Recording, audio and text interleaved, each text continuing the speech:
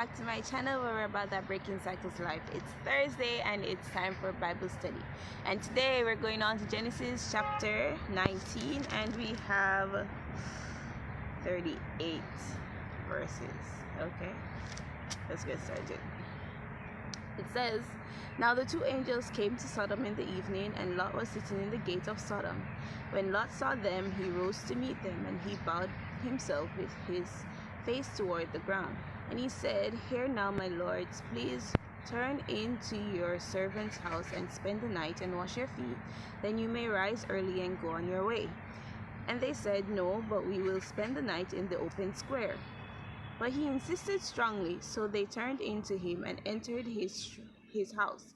Then he made them a feast and baked unleavened bread, and they ate. Now before they lay down, the men of the city, the men of Sodom, both old and young, all the people from every quarter, surrounded the house, and they called to Lot and said to him, 'Where are the men who came to you tonight? Bring them out to us, that we may know them carnally.' And it says, 'So Lot went out to them through the doorway, shut the door behind him, and said, Please, my brethren, do not do so wickedly. See now, I have two daughters who have not known a man. Please let me bring them out to you, and you may do to them as you wish. Only do nothing to these men, since this is the reason they have come under the shadow of my roof.' And they said, 'Stand back.' Then they said, 'This one came in to stay here, and he keeps acting as a judge. Now we will deal worse with you than with them.' So they pressed hard against the man Lot and came near to break down the door.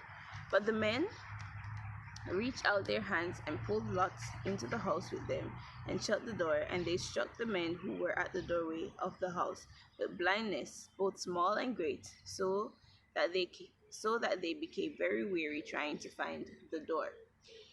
And then it goes on to the next subheading. It says, "Sodom and Gomorrah destroyed. Then the men said to Lot, Have you anyone else here, son-in-law, your sons, your daughters, and whomever you have in the city? Take them out of this place, for we will destroy this place, because the outcry against them has grown great before the face of the Lord, and the Lord has sent us to destroy it.'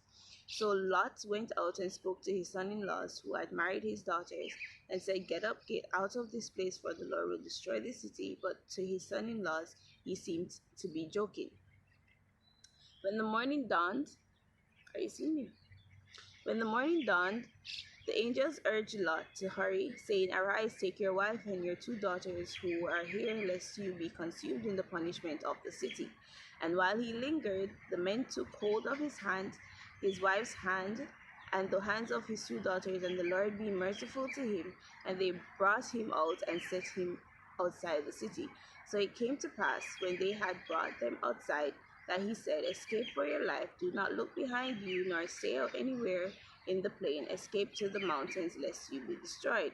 Then Lot said to them, 'Please know, my lords, indeed now your servant has found favor in your sight, and you have increased your mercy, which you have shown me by saving my life. But I cannot escape to the mountains, lest some evil overtake me and I die.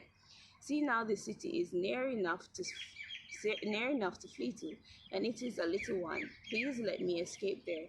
Is it not a little one, and my soul shall live?' And he said to him, 'See, I have favored you concerning this thing also, in that I will not overthrow the city for which you have spoken. Hurry, escape there, for I cannot do anything until you arrive there.' Therefore the name of the city was called Zoar. The sun had risen upon the earth when Lot entered Zoar. Then the Lord rained brimstone and fire on Sodom and Gomorrah from the Lord out of the heavens. So he overthrew those cities, all the plain, all the inhabitants of the cities, and what grew on the ground. But his wife looked back behind him, and she became a pillar of salt. And Abram went early in the morning to the place where he had stood before the Lord, and then he looked toward Sodom and Gomorrah, and toward all the land of the plain, and he saw, behold, the smoke of the land which went up like the smoke of a furnace. And it came to pass, when God destroyed the cities of the plain, that God remembered Abraham, and sent Lot out of the midst of the overthrow, when he overthrew the cities in which Lot had dwelt. Then Lot went up out of Zoar and dwelt in the mountains, and his 2 daughters were with him, for he was afraid to dwell in Zoar, and he and his 2 daughters dwelt in a cave. Now the firstborn said to the younger, Our father is old, and there is no man on the earth to come in to us, as is the custom of all the earth. Come, let us make our father drink wine, and we will lie with him, that we may preserve the lineage of our father. So they made their father drink wine that night, and the firstborn went in and lay with her father, and he did not know when she laid down or when she arose. It happened on the next day that the firstborn said to the younger, Indeed, I lay with my father last night. Let us make him drink wine tonight also, and you go in and lie with him, that we may preserve the lineage of our father. Then they made their father drink wine that night also, and the younger arose and lay with him, and he did not know when she laid down or when she arose. Thus both the daughters of Lot were with child by their father. The firstborn bore a son and called his name Moab. He is the father of the Moabites to this day. And the younger, she also bore a son and called his name Ben-Ami. He is the father of the people of Ammon to this day. Okay, that was 38 verses of chapter 19. That was 6 minutes of our time. Okay, there are a lot of lessons actually here, but let's go to the 3 main ones. The first one is, so last week we spoke about interceding for our friends. As much as we should intercede for our friends, there comes a point where God has to be the just God. He can be merciful, long suffering to a point. But then once that point is past, like there is no hope of return, then we see what happened here in Sodom and Gomorrah, the destruction, right?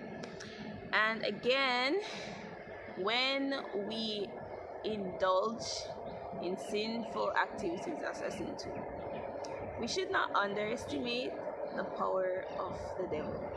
Of course, he's not more powerful than my God in heaven, but we should never underestimate his power over us or his influence over us, because we as human beings, we tend, as we can see from the very first day Eve, we believe that we know better than God, right?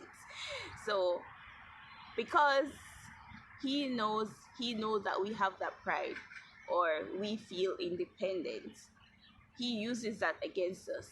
So we're like, oh, it's just one time, we'll just try it and everything.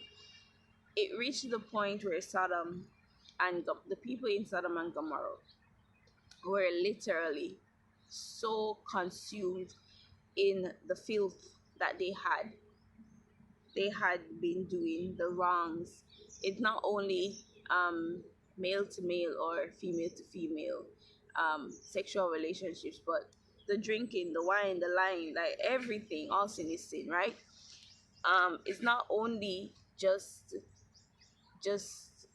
it's everything combined, that the wickedness reached the heaven, just like in the time of Noah, where God destroyed the antediluvian world. We should never think that, oh, because we're Christians, or oh, because we're just humans, we have power to stop at any time. We don't. I've had addictions before, and I'm telling you, it's only through God that I was able to come out of those addictions. And it's like, how do people really believe that they have the power to do it of themselves? We're fooled into thinking that. And when we are fooled into thinking that, our pride is increased, and then we end up to this point where there is really no turning back. We grieve the Holy Spirit and he departs from us. Let us be humble and submit to God, to not let that happen to us, guys, please. Submitting to God, as hard as it is, because being humble is a very hard task, let us endeavor to do it. Ask God to live within us, so that he through us can submit to himself, or to his Father, right? So ask Jesus to live within you, so that he may fulfill this promise of being submissive to his Father in heaven. And there we will not end up grieving the Holy Spirit to this point where he destroyed like Sodom and Gomorrah, right? And even in all of that, Lot is still trying to be merciful.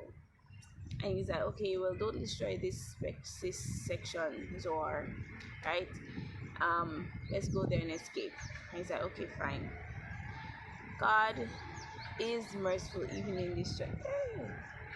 Sometimes I really don't understand how he is. To be honest, I never understand on how he is, because to be merciful even when being just is wow, you know. And another lesson, like this one's a very long chapter, so there are a lot of lessons to learn.